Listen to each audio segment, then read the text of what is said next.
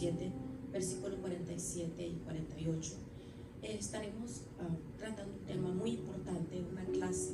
Es una clase muy importantísima que quisiera que le prestaran un poco de atención. Cómo experimentar la presencia de Dios. En el libro de Hechos, capítulo 7, encontramos difíciles el imaginarse quién es Dios y que Dios esté con usted. Piensa a Dios como estando en el cielo, mirando a través de las nubes y moviendo las cosas aquí en la tierra, como las piezas movidas por un jugador de ajedrez. Bueno, bien, algunas personas conciben a Dios de esa manera.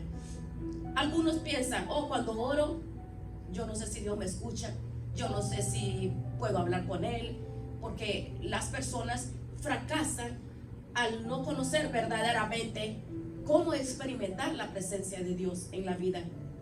Es un tema muy interesante.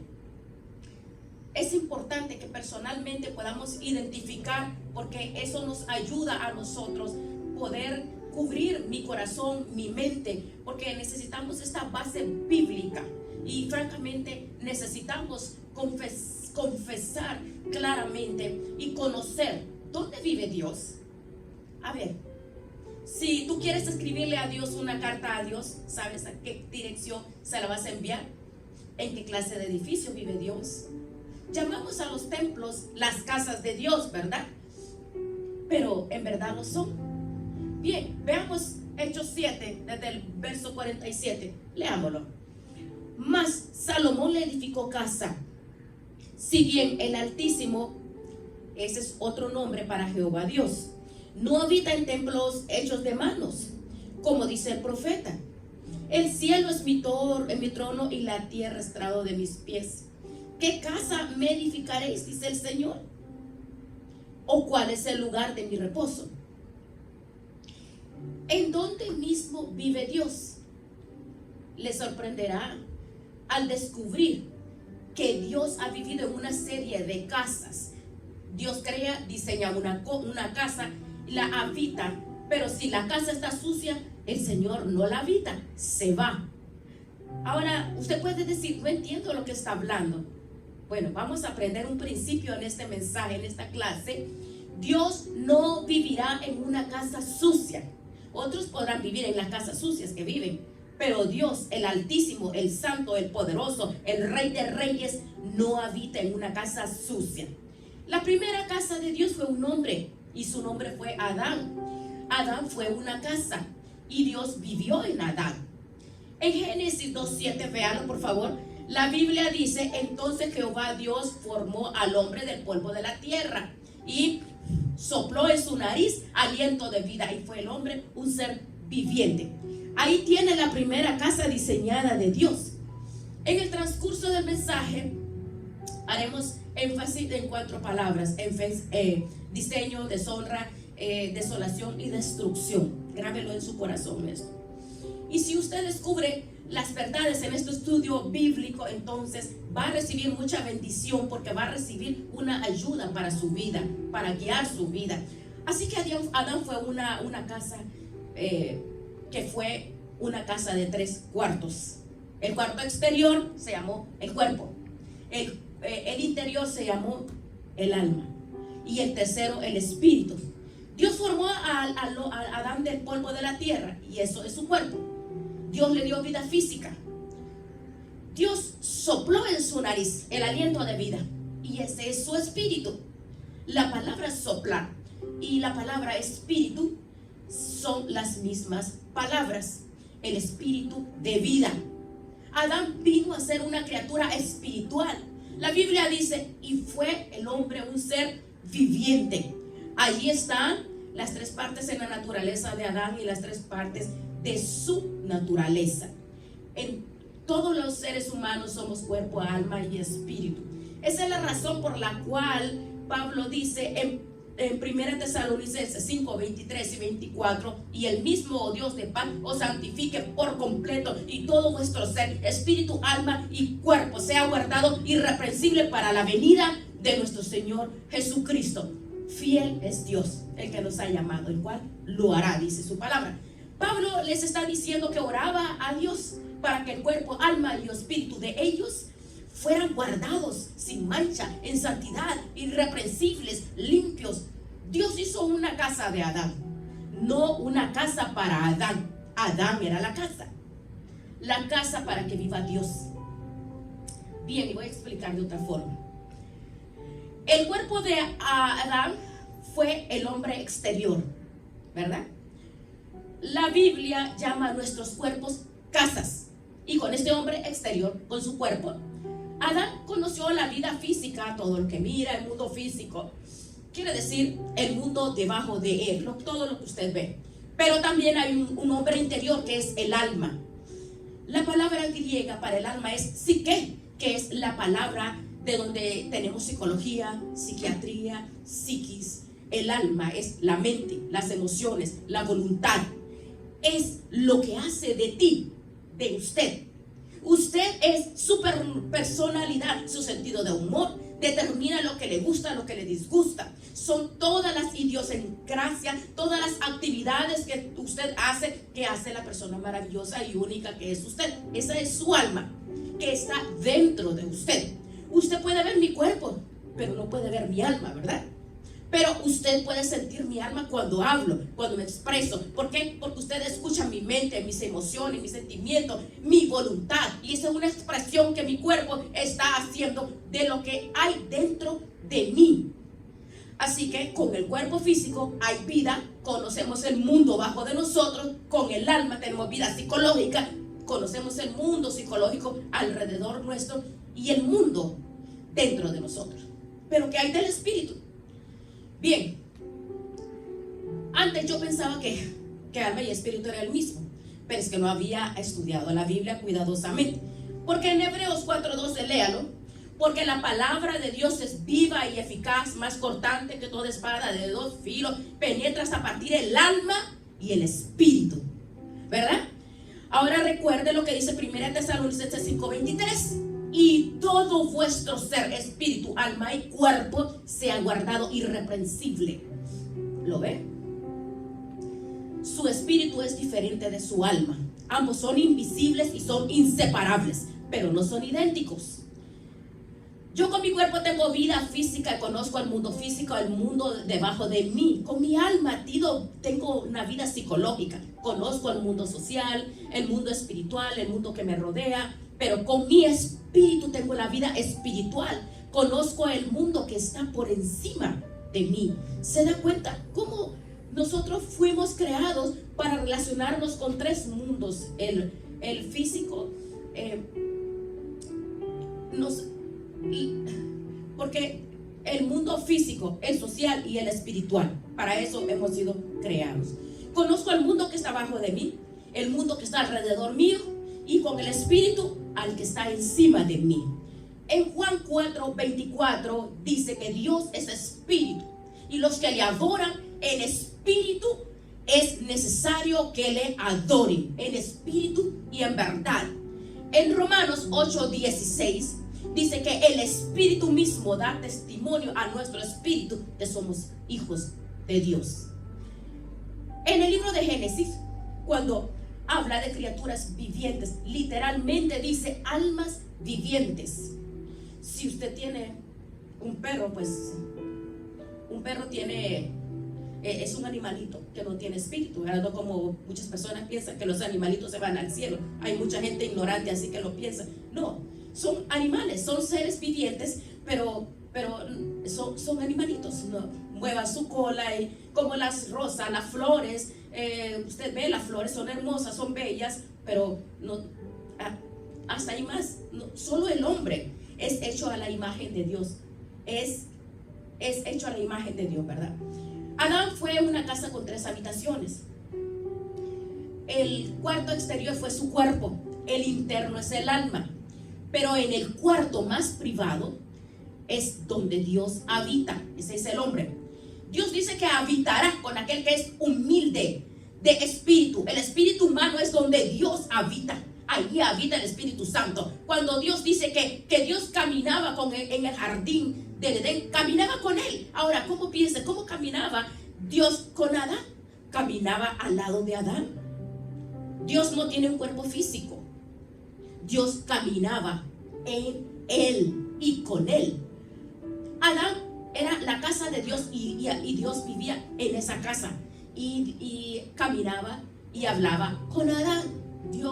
Pues Dios está compuesto de Padre, Hijo y Espíritu Santo. Esa es la esencia, la manifestación de Dios, porque eso manifiesta el poder, quién es Dios, cómo es Él, que es un espíritu. Bueno, por ejemplo, usted ve lo que es el espacio, la anchura, la altura, anchura y longitud. Pero no podemos decir, bueno, la altura es el espacio, la anchura es el espacio. No podemos separar de ninguna de ellos. Dios así es. Dios se manifiesta en nuestras vidas, ¿verdad? Como el Padre y el Hijo y el Espíritu Santo. Pero el Padre no es el Hijo, ni el Hijo el Espíritu Santo, ni el Espíritu Santo es Dios. Pero todos son unos, todos son uno. No son idénticos, pero son inseparables, porque Él es Dios, ¿verdad? Cristo es Dios. Por ejemplo, el tiempo, pues el tiempo es pasado, presente y futuro. El pasado no es el presente y tampoco el presente es el futuro, ni el futuro tampoco es el pasado. El tiempo es uno, pero el tiempo es el tiempo. Cada cosa que Dios ha hecho lo deja manifiesta quién es Él, cómo es Él. Nosotros hemos sido creados para hacer una casa viva para Dios. Adán fue la primera, número uno, la casa diseñada por Dios mismo. Pero esa casa diseñada se volvió una casa deshonrada. Dios le dio a Adán una advertencia, no lo amenazó, sino lo advirtió. Dios le dijo a Adán: hay un árbol en el jardín del Edén, el fruto del cual no debes comer, porque el día que tú comas, seguramente que vas a morir, le dijo, ¿verdad? Y todos sabemos, lo conocemos. Adán desobedeció y comió del fruto de ese árbol, que es el pecado. Génesis 3:6 dice que Eva tomó del fruto, lo comió y le dio a su marido. Él lo comió también. Y por tanto, el pecado entró en esa casa. El pecado manchó y ensució la casa. Y la casa que fue diseñada por Dios se volvió en una casa deshonrada por el hombre. Dios les advirtió: no lo hagan, pero ellos lo hicieron de todas maneras. Y el pecado entró y manchó la casa en la cual Dios estaba viviendo. Pero algo sucedió. La casa que Dios diseñó, que fue una casa deshonrada, se volvió en una casa desolada. ¿Qué fue lo que pasó cuando Adán pecó? Dios sencillamente se fue, lo abandonó, porque Dios no puede vivir en una casa sucia. Dios le advirtió a Adán: el día que comas del fruto prohibido, seguro vas a morir. Bien, ¿alguna vez te has preguntado qué es la muerte? La muerte no es la separación del alma y del cuerpo. Si, por ejemplo, si yo tuviera un ataque al corazón en este momento y vienen los doctores y me examinan tratando de encontrar mis signos vitales y viendo, y finalmente diagnostican: oh, está muerta, estarían mintiendo, porque yo en mi condición que estoy ahorita no puedo morir. Jesús dijo: el que cree en mí, aunque esté muerto, vivirá. Yo creo en Jesús, vivo para Jesús, entonces yo no puedo morir. Usted está escuchando a una mujer que si en este momento le pega un infarto, o no, el médico dice: se murió. No, simplemente voy a cambiarme de casa. Mi verdadero yo se irá al cielo. Pablo lo dijo claramente: ausentes del cuerpo y presentes en el Señor. La muerte no es la separación del alma y del cuerpo. La muerte es la separación de nuestro espíritu de Dios. Esa es la muerte, ¿entiende? Esa es la muerte. Dios le dijo a Adán que el día que comiera del fruto prohibido moriría. Bueno, si usted lee cuidadosamente la palabra del Señor, usted sabe que Adán vivió más de 900 años. Sin embargo, Dios le dijo: ese día morirás. Pues es obvio, Adán físicamente no murió, murió espiritualmente. Y cuando él murió físicamente, 900 años más tarde, su muerte espiritual lo alcanzó y murió físicamente. Bueno, vea usted cómo murió. Recuerde lo que le voy a decir. Adán murió inmediatamente en su espíritu, pero progresivamente su alma y luego su cuerpo. lo que literalmente Dios le dijo a Adán: muriendo morirás. Habla de un proceso. Adán murió inmediatamente en su espíritu, progresivamente en su alma y finalmente en su cuerpo.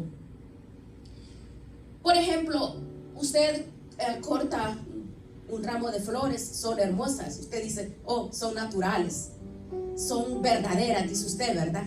Pero cuando usted las corta y las pone en el jarrón, ya son flores muertas, porque desde que usted las cortó dejan de ser naturales, porque fueron separadas de la fuente de vida. Pues mira, en la Navidad todo el mundo se enloquece y dice: vamos a llevar un árbol natural a la casa, y compra un árbol que ha sido cortado. Bueno, cada quien ve lo que hace en fiestas paganas, y dicen: tengo un árbol vivo. Es un árbol muerto que tienen en sus casas. ¿Cuándo murió ese árbol? En el momento que fue cortado de su fuente de vida, de su savia, de sus raíces.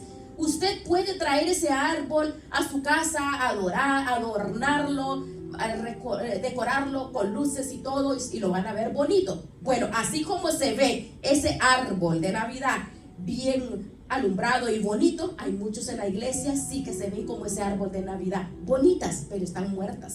¿Por qué están muertas? Porque están cortadas, separadas de la fuente de la vida, que es Dios. Unos días más tarde ese árbol empieza a opacarse, porque evidencia es que está muerto.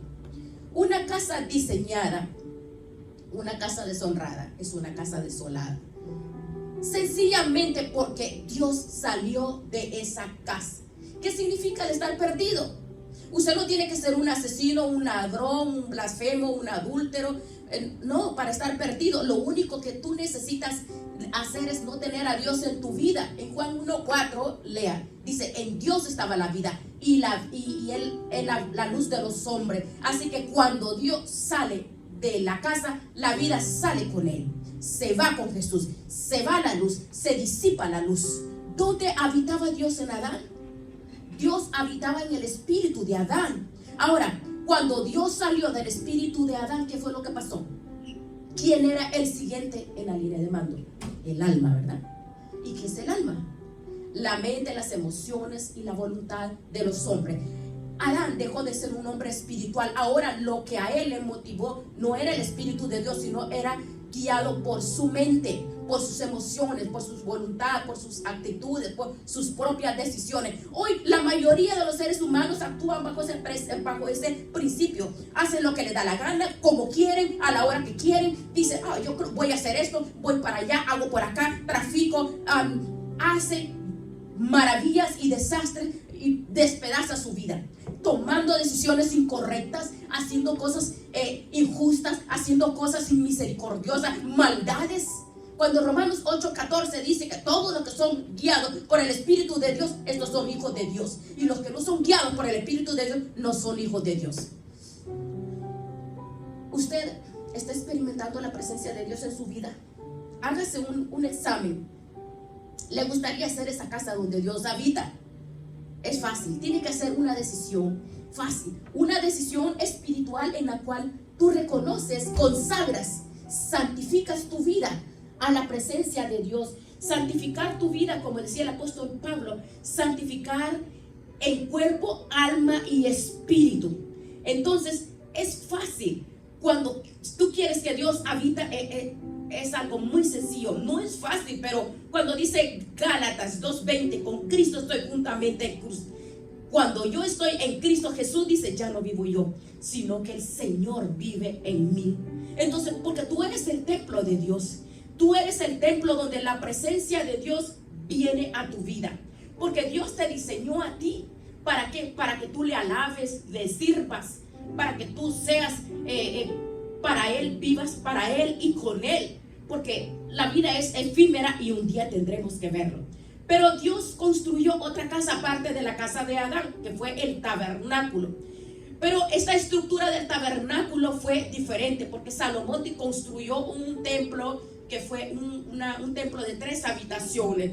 Si usted no toma en cuenta todas las decoraciones, el tabernáculo estaba construido por 3 habitaciones: el patio exterior, el patio interior y el lugar santísimo. Esa es la otra casa que Dios hizo.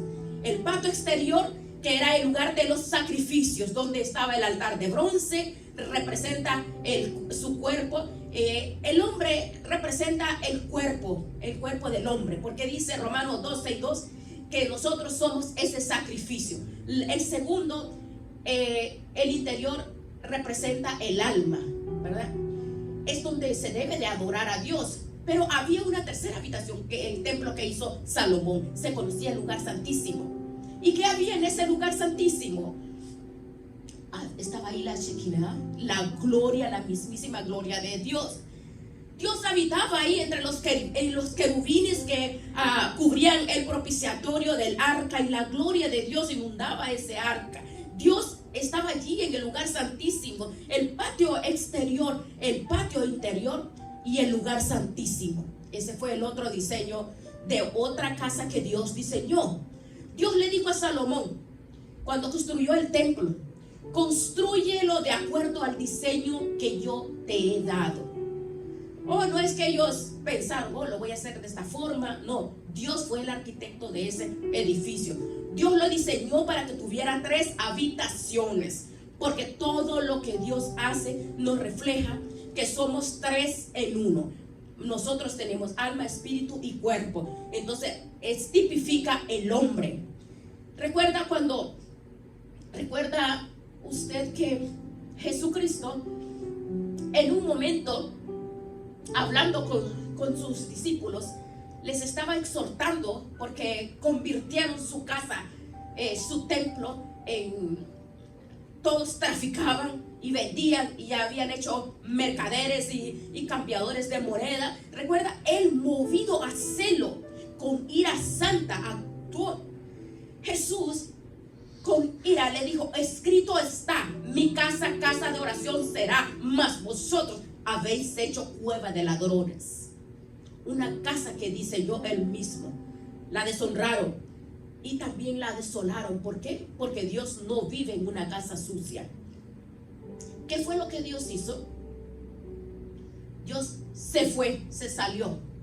En Mateo 23:38, vean: he aquí vuestra casa os es dejada desierta. Note que en Mateo 21:13 Jesús dijo mi casa, pero en Mateo 23:38 dice vuestra casa os es dejada desierta. ¿Entiende cómo? Era la casa de Dios, pero él se fue, salió y les dijo: pueden quedarse con ella porque esa es su casa, porque esa es cueva de ladrones. Y ellos continuaron adorando, continuaron ofreciendo sus sacrificios, quemando sus inciensos, haciendo holocaustos, cantando, alabando, haciendo oraciones. Pero Dios no estaba ahí. Dios estaba a miles de años luz de distancia, no estaba ya con ellos. Él les dijo: ahí es su casa. Y ellos continuaron siendo religiosos, como hoy en estos tiempos se experimenta. Hay muchas casas que son diseñadas como que son donde se alaba, pero no se alaba a Dios, porque la apostasía ha destruido, ¿verdad? En el Mateo 24, los discípulos llevaron a Jesús para mostrarle el templo como que si él no lo había visto, y le dijeron: no es, mira, es realmente hermoso. Y entonces Jesús: ¿veis todo esto?, le dice Jesús. De cierto os digo que no quedará piedra sobre piedra. No quedará piedra sobre piedra. Y fue verdad. Esas palabras que le dijo a sus discípulos, así fue. Ese templo que construyó Herodes, no quedó piedra sobre piedra. Fue totalmente desolada, destruida, porque la deshonraron, porque la convirtieron en cueva de ladrones. Entonces la primera casa fue Adán, luego el tabernáculo, el templo, que fue como una lección. La siguiente fue la casa perfecta de Dios. ¿Sabe qué casa fue esa? Nuevamente un hombre, y su nombre es Jesús, el último Adán, quien vino a restaurar lo que el primer Adán destruyó y dejó morir. y nos vino a enseñar qué es lo que el templo nos enseña. ¿Fue Jesús una casa de Dios? Por supuesto que sí. Veamos Juan 2, por favor, del verso 19 al 21. Veamos. Respondió Jesús y les dijo: destruid este templo y en 3 días lo levantaré. Dijeron luego los judíos: en 46 años fue edificado este templo, y tú en 3 días lo vas a levantar. Mas él hablaba del templo de su cuerpo. Ellos no entendieron que Jesús estaba hablando de otro templo, que Jesús mismo era el templo. Bien, recapitulemos esto. Primero, una casa diseñada, ¿verdad? El cuerpo de Jesús fue obra del Dios Todopoderoso. En Hechos 10:5 dice: me preparaste cuerpo, dice. Que es el cuerpo de Jesús. Fue el perfecto diseño del Dios el Padre. Esa es la razón del nacimiento virginal, concebido en el vientre de María. Vino como vino, nacido de una virgen. ¿Para qué? Para nacer sin pecado, para hacer lo que hizo, morir por nuestros pecados, y murió por nuestros pecados. ¿Para qué? Para que nosotros seamos lo que es el Hijo de Dios. Se hizo hijo del hombre para que nosotros podamos ser hijos de Dios. Nació de una virgen para que nosotros podamos nacer de nuevo. Él vino a la tierra para que nosotros podamos ir al cielo. Jesús fue una casa diseñada, perfecta. Fue una casa deshonrada también. Oh, tú puedes pensar, ¿cómo está diciendo una casa deshonrada? No, vea Isaías 53:6, por favor, vea. Isaías 53:6. Todos nosotros nos descarriamos como ovejas, cada cual se apartó por su camino, mas Jehová cargó en él el pecado de todos nosotros. Escuche, mi pecado, su pecado, nuestros pecados fueron puestos sobre nuestro Señor Jesucristo. Nuestros pecados mancharon y ensuciaron esa casa. Busque 1 de Pedro 2:24, por favor. Quien llevó él mismo nuestros pecados en su cuerpo. Nuestros pecados con toda sutileza fueron puestos sobre Jesucristo. Y esta es una buena razón para que usted ame y se entregue, se consagre en santidad al Señor Jesús. No hay nada que nos conmueva más grande, hermanos, cuando Él estaba orando en Getsemaní. Cuando vemos esa oración que hizo Jesús, cuando dijo: oh Padre mío, si es posible, Padre, pase de mí esta copa.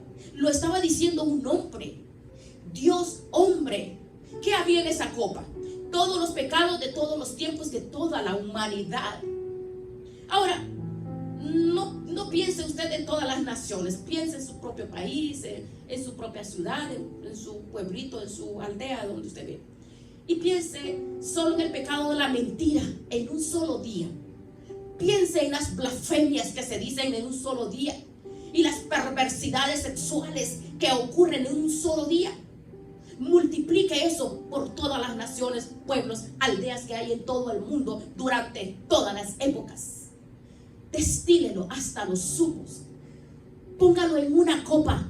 Esa copa fueron la que le dieron a beber al Hijo de Dios. Se volvió pecado por nosotros. Y cuando Él se volvió pecado, Dios el Padre tuvo que tratarlo como trataría cualquier pecador bajo juicio. Por eso Romanos 8:32 dice: el que no escatimó ni a su propio Hijo, sino que lo entregó por todos nosotros.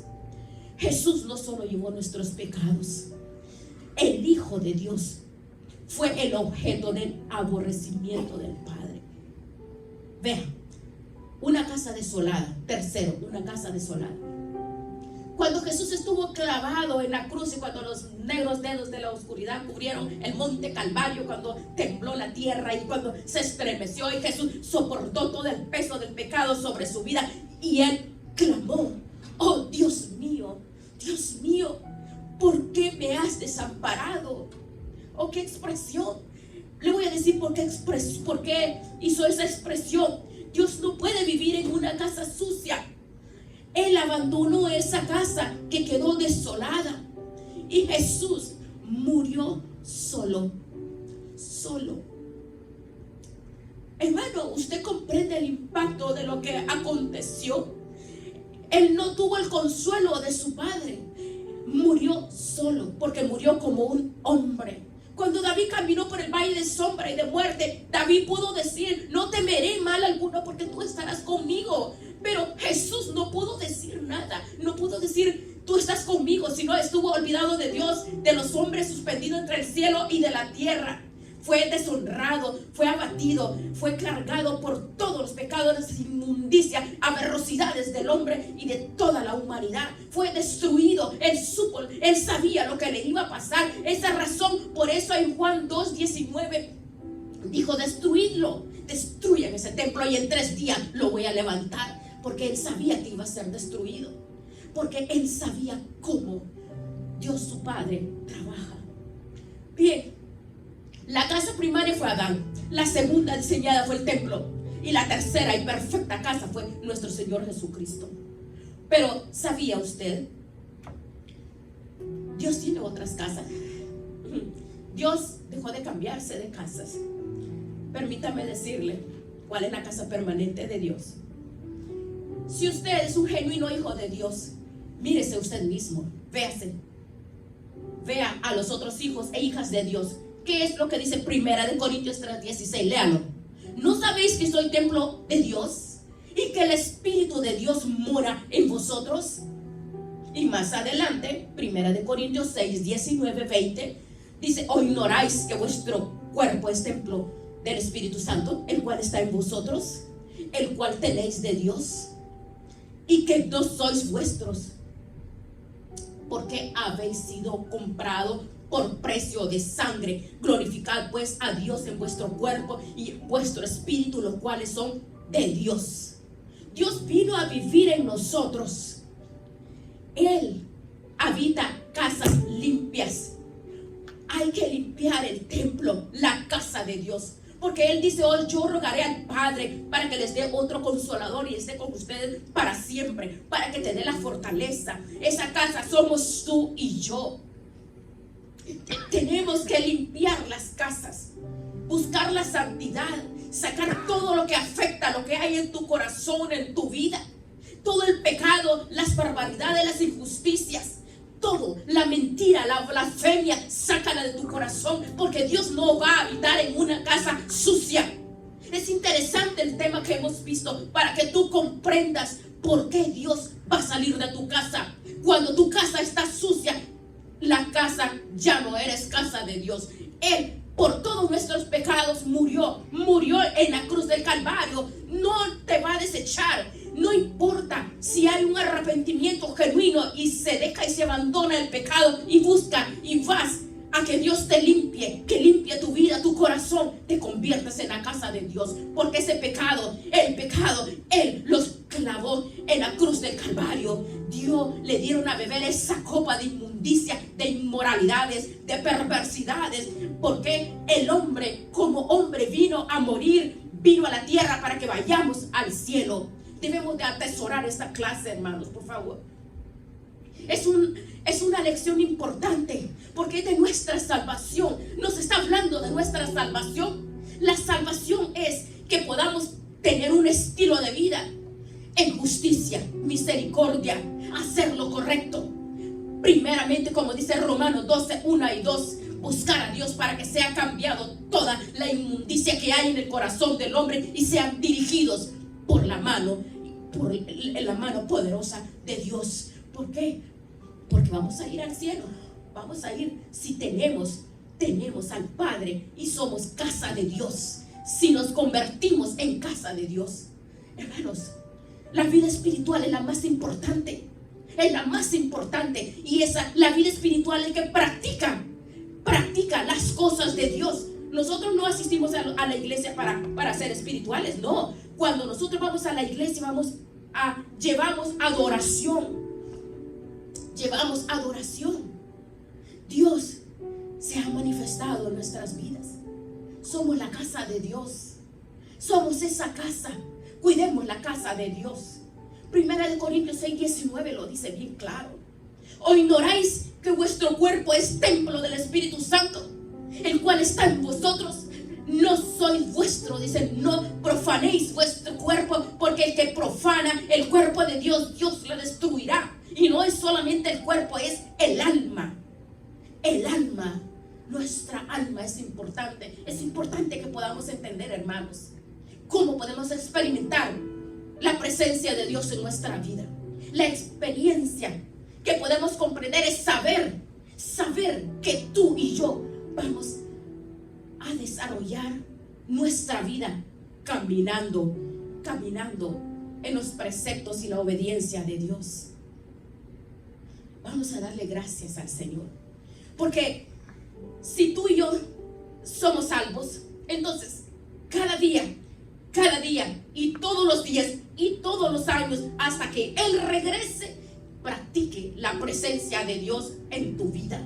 Practicar la presencia de Dios es todos los días.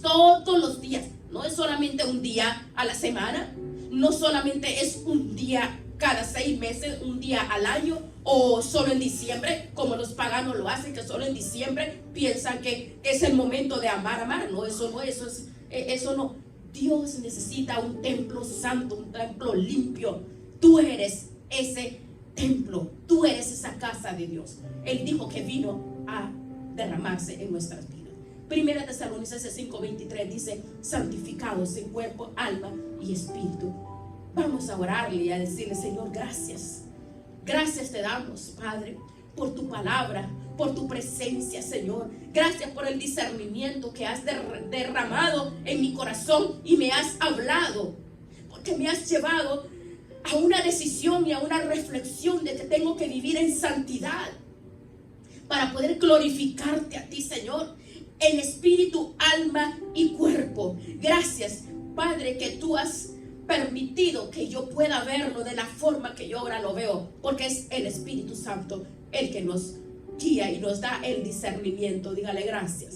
Yo te ruego, Dios, dígale, Padre, ahí donde usted se ha sentado, dígale: Señor, perdóname, Padre, perdóname, Señor, no había visto esta manera de cómo tú existes y llenas mi vida. Dile: Señor, gracias, perdóname, Padre, perdóname, porque yo no había conocido verdaderamente cuál es la experiencia de tu presencia en mi vida. Gracias. Dígale: Señor, gracias.